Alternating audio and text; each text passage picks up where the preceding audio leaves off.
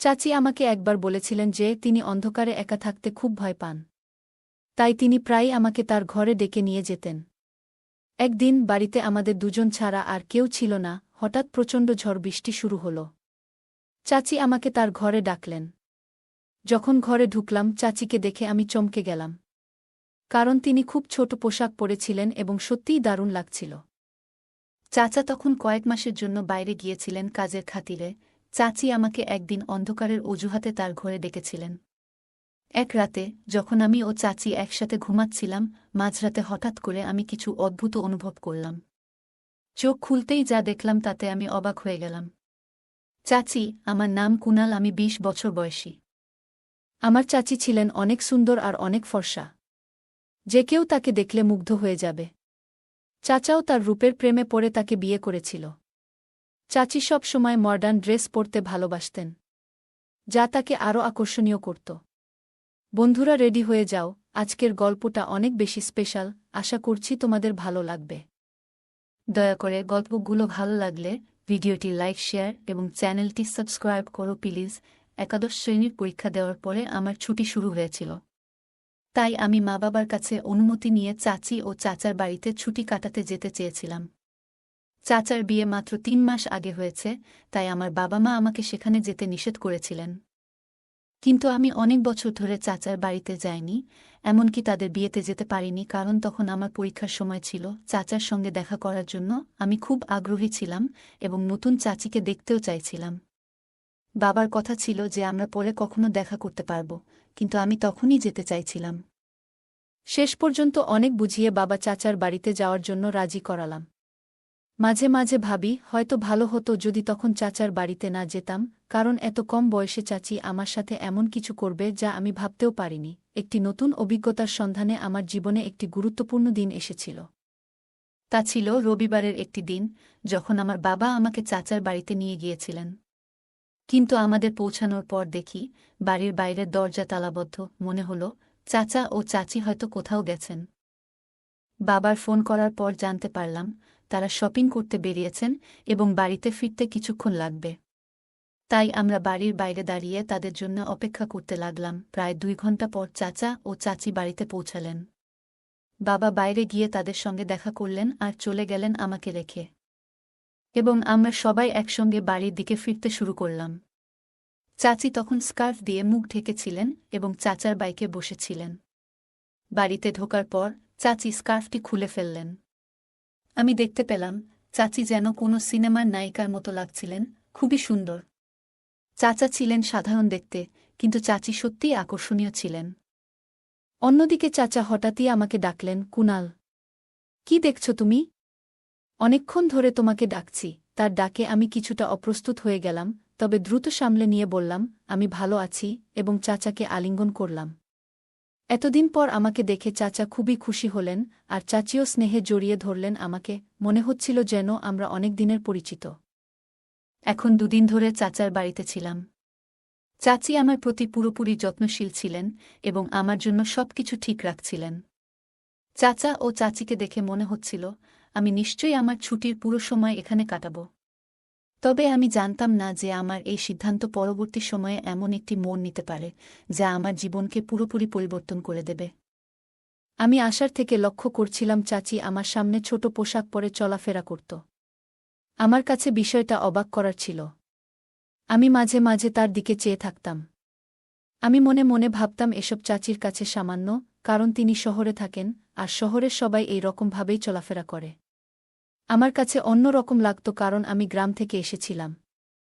সেখানে কেউ এভাবে চলাফেরা করত না। আমি আসার পর থেকেই চাচি আমার অনেক কাছাকাছি থাকতে শুরু করছিল। তার এমন ব্যবহারে আমি মাঝে মাঝে ভাবতাম আমরা অনেক আগে থেকেই পরিচিত। তৃতীয় দিন সকালে আমি যখন ঘুম থেকে উঠলাম, তখন বেলা ৮টা। ঘরে বেরিয়ে দেখি চাচা ব্যাকপ্যাক গুছাচ্ছেন।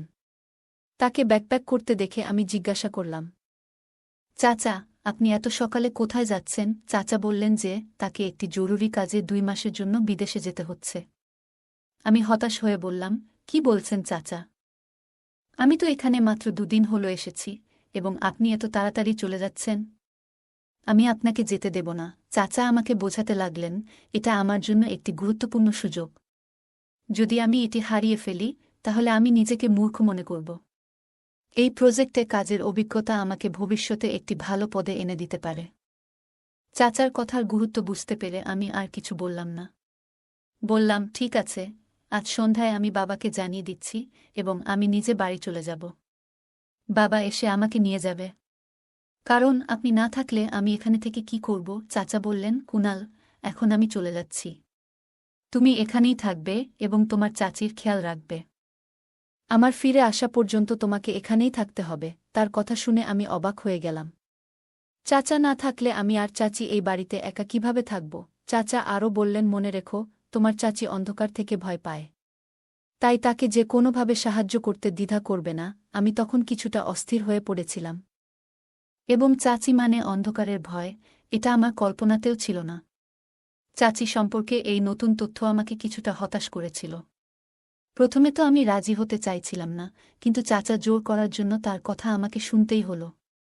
তারপর আমি চাচির দিকে তাকালাম। আমার কথা শোনার পর চাচি আমার দিকে তাকিয়ে অদ্ভুতভাবে হাসছিলেন। মনে হলো আমার এখানে থাকার কথা শুনে তিনি অনেক খুশি হয়েছিলেন। আমি চাচাকে সাহায্য করতে লাগলাম তার কাপড় গুছিয়ে রাখতে এবং পরে তাদের বিমানবন্দরে পৌঁছে দিতে। চাচাকে বিদায় জানিয়ে আমি এবং চাচি বাড়িতে ফিরলাম। বাড়িতে তখন শুধু আমি এবং চাচি।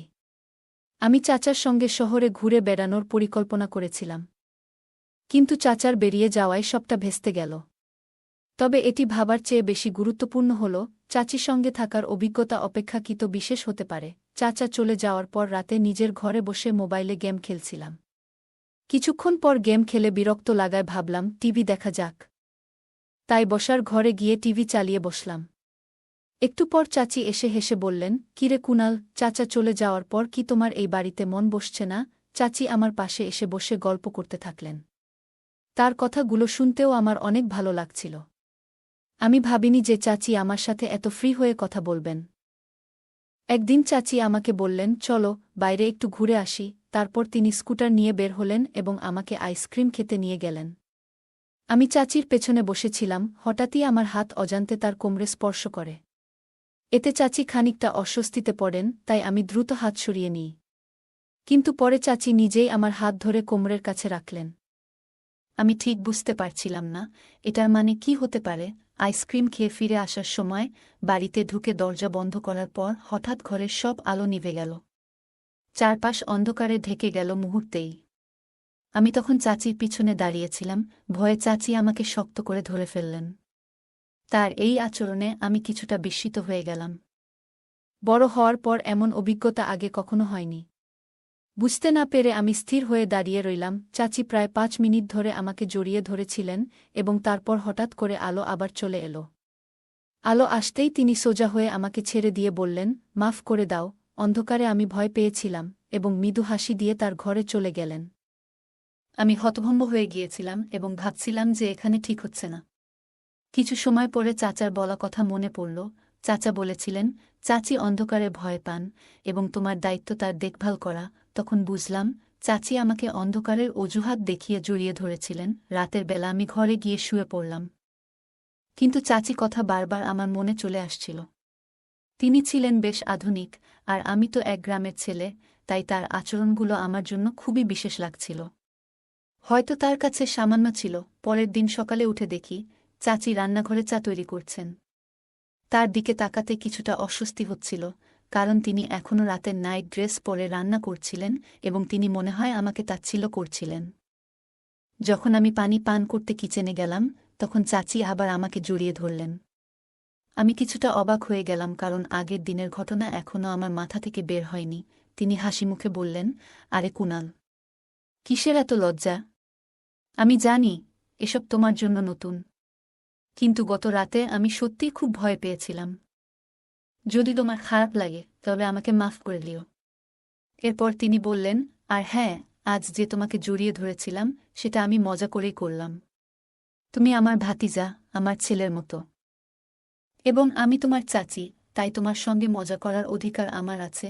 চাচির এই আচরণে আমি কিছুটা হাসলাম, কিন্তু তার এমন আচরণগুলি আমার মনে নতুন এক অনুভূতি তৈরি করতে শুরু করল। আচমকা মনে হলো আমি এখন বড় হয়ে যাচ্ছি। আর চাচা হয়তো বুঝতে পারেনি যে এমন কিছু ঘটতে পারে। কিছুদিন পর এক সন্ধ্যায় সমস্যা খাওয়ার ইচ্ছা হলো। ভাবলাম চাচিকে বলবো, তাই তার ঘরের দিকে গেলাম। চাচির ঘরের দরজাটা সামান্য খোলা ছিল, তাই অনুমতি ছাড়াই ঢুকে পড়লাম। তিনি বালিশে হেলান দিয়ে মোবাইল দেখছিলেন, আর তাকে এই অবস্থায় দেখে আমি কিছুটা অস্বস্তি অনুভব করছিলাম। দরজার কাছে দাঁড়িয়ে আস্তে করে তাকে ডাকলাম, কিন্তু তিনি শুনলেন না। মোবাইলে মনোযোগ থাকার কারণে আমার ডাক তার কানে পৌঁছায়নি। একটু সাহস সঞ্চয় করে ধীরে ধীরে তার পাশে গিয়ে দাঁড়ালাম। আমি যখন চাচির মোবাইলের দিকে তাকালাম, তখন চোখ কপালে ওঠার মতো অবাক হলাম। যা দেখছিলাম তা আমার কাছে একদম নতুন ছিল। খানিকটা অস্বস্তি হচ্ছিল, তাই তাড়াতাড়ি দরজার কাছে ফিরে গিয়ে চাচিকে একটু জোরে ডাকলাম। চাচি হঠাৎ চমকে উঠে বসে শাল গায়ে জড়ালেন এবং কিছুটা বিস্মিত হয়ে বললেন, কি হয়েছে? আমি বিষয়টা এড়িয়ে গিয়ে শুধু বললাম, কিছু না। তারপর নিজের ঘরের দিকে চলে গেলাম। ঘরে ফেরার পথে মনে পড়ছিল চাচিকে আজ একটু আলাদা লাগছিল। রাতের বেলা ভারী বৃষ্টি হচ্ছিল, হঠাৎ বিদ্যুৎ চলে যাওয়ায় চাচি আমাকে ডাকলেন। আমি তার ঘরে গেলে চাচি আমাকে আলিঙ্গন করলেন। তাকে দেখে মনেই হচ্ছিল তিনি বেশ সুন্দর লাগছিলেন, আর ধীরে ধীরে আমি আমার অনুভূতিগুলো বুঝতে পারছিলাম। চাচি বললেন, কুনাল, তুমি যতক্ষণ লাইট আসে আমার কক্ষে থাকতে পারো। আমাকে অন্ধকারে ভয় লাগে, আমি সেখানে থাকতে রাজি হলাম। আমরা কিছুক্ষণ ধরে কথা বলতে লাগলাম। চাচি আমাকে জানালেন, চাচি ও চাচার খুব তাড়াতাড়ি বিয়ে হয়েছিল। তিনি বললেন, আমার ও তোমার চাচার 1 বছর আগে প্রথম সাক্ষাৎ হয়েছিল, এবং আমাদের প্রেম এত দ্রুত বাড়তে থাকে যে আমরা কিছুদিনের মধ্যে বিয়ের সিদ্ধান্ত নিই। গল্প করতে করতে সময় চলে যায়। যখন আমি ফের ঘরে যাওয়ার কথা ভাবছিলাম, তখন চাচি আমার হাত ধরে বললেন, কুনাল, যদি তোমার আপত্তি না থাকে তাহলে কি তুমি আজ রাতে আমার ঘরে থাকতে পারো? আমার মনে কোনো দ্বিধা ছিল না, কারণ চাচি ও আমি ছিলাম একা। তার সাথে থেকে গল্প করতে আমার বেশ ভালো লাগত। তাই আমি রাজি হয়ে গেলাম, আর চাচাও আমাকে আগেই বলে রেখেছিলেন যে চাচির খেয়াল রাখতে। সারা রাত বৃষ্টির আওয়াজ চলছিল এবং আমি ঘুম থেকে উঠে দেখলাম চাচি অত্যন্ত আনন্দিত, যা আগে কখনো আমি তার মুখে দেখিনি। ব্রেকফাস্টের সময় তিনি আমাকে বলছিলেন, এখন বৃষ্টির দিন, তাই তুমি আমার ঘরে থাকতে পারো। চাচি আমাকে বলেছিল, যদি তোমার কোনো সাহায্য প্রয়োজন হয় তাহলে বিনা দ্বিধায় জানাতে পারো। রাতে আমরা গল্প করছিলাম, কিন্তু হঠাৎ করেই আমার শরীরটা একটু খারাপ লাগতে শুরু করল। চাচির কথাগুলো কিছুটা অস্বস্তিকর লাগছিল, যদিও ঠিক বুঝে উঠতে পারছিলাম না কেন। শরীর খারাপ লাগলেও কোনোভাবে তার ঘরে বসে রইলাম। এখানে আসার পর থেকে চাচি আমাকে রোজ রাতে 1 গ্লাস করে দুধ পান করতে দিতেন, আর আজও তিনি দুধের গ্লাস নিয়ে আসলেন। আমি খেতে খেতে গল্প চালিয়ে যেতে থাকলাম। একসময় অজান্তেই ঘুমে ঢুলতে শুরু করলাম, আর কিছুক্ষণ পর ঘুমিয়ে পড়লাম। চাচির সৌন্দর্য যেন মনে গেঁথে যাচ্ছিল, তবে মনেও নানা রকম চিন্তা ভিড় করছিল।